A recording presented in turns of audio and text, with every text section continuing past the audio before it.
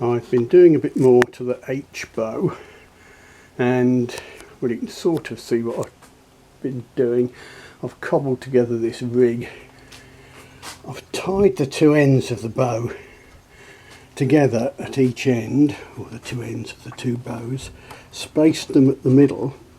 That's further than they'll be spaced when finished, and I've heated it to help it bend, to put some flex in.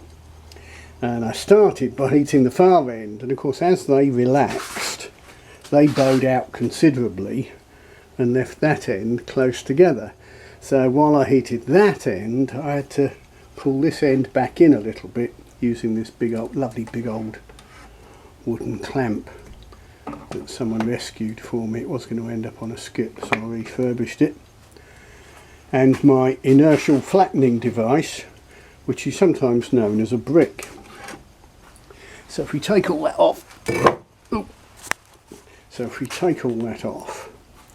you can see the arrangement. It was trying to slightly bow too much this way, so I've got that block forcing it that way, these blocks holding the tips.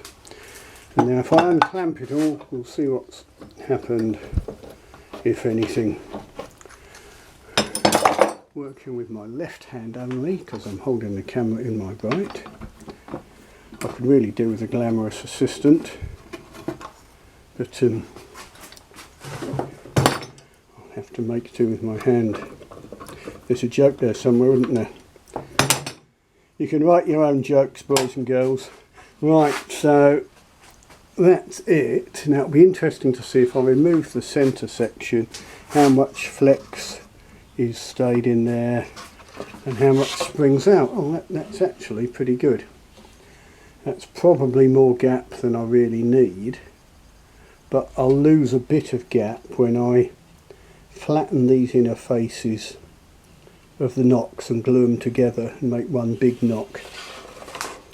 What I might even do is flatten them, glue them, then V them and insert another bit of wood just to extend the bow very slightly.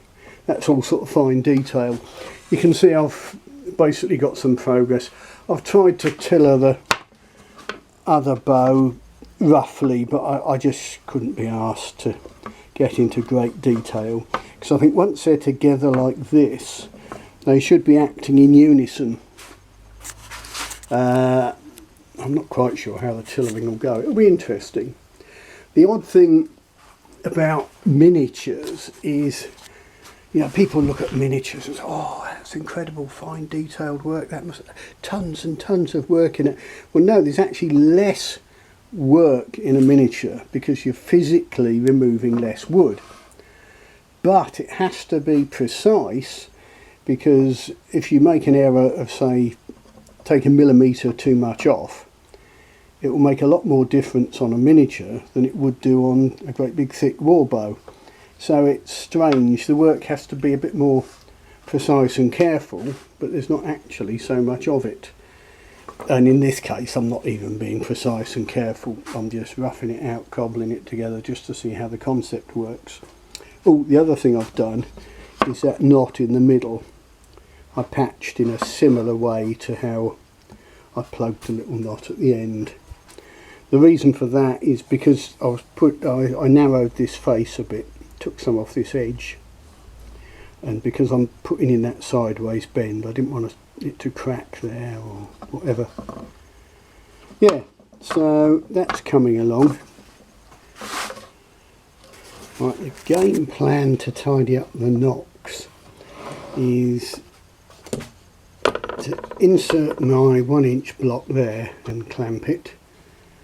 Because I've done the heat bending with it bigger than 1 inch, it's now pressed firmly at the tips. Tied it with some rubber.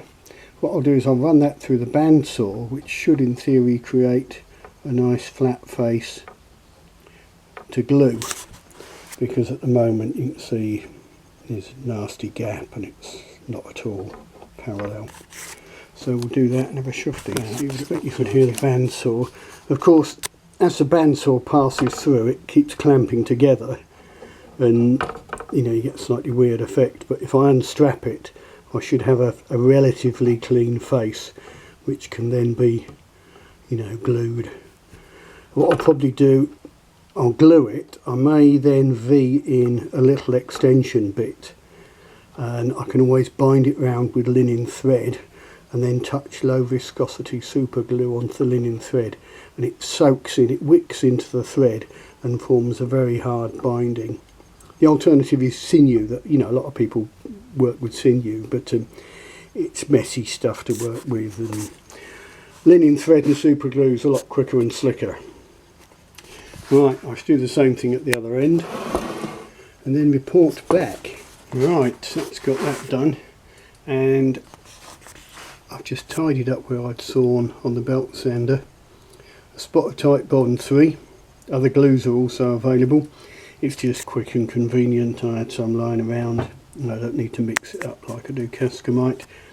Just held with one of these big spring clamps.